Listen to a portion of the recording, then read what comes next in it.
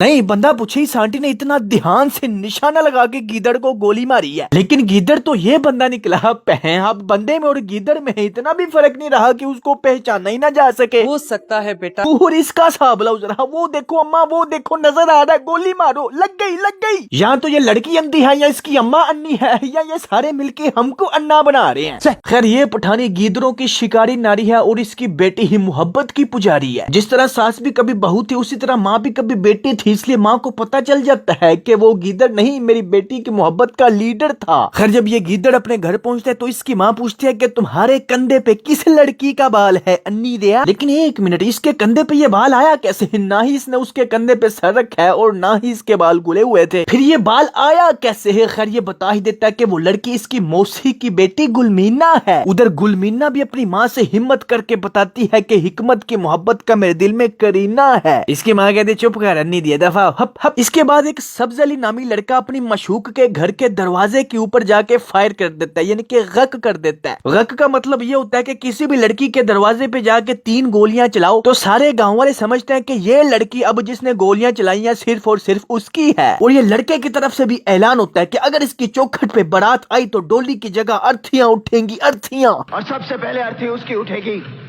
जिसके सर पर सहरा होगा। लाशें बिछा दूंगा, लाशें। इनडायरेक्टली बेचारी लड़की की पूरे पेंड में कोई इज्जत नहीं रहती। खैर ये जो सब्जली होता है ना, ये हमारे ड्रामे के हीरो हो यानी कि हिलमन का दोस्त होता है और उसको झूठ बोलता है कि मैंने ये शराब के नशे में किया था, मुझे बचा लो। हिलमन उसे शराब के नशे की वजह से मौत की सजा से तो बचा लेता है, लेकिन 120 कोड़े शराब पीने की वजह से उसको पड़ जाते हैं। माँ मैं बहुत परेशान हूँ। इसकी माँ को देखो जरा, बूढ़ी हो चुकी है लेकिन शर्मा ऐसे रही है जैसे 13 साल की बच्ची है। गुलमीना को बहू बना के इस घर में ले आओ ताकि मुझे तसल्ली हो जाए कि वो मेरे मजबूत हाथों में यहाँ महफूज है।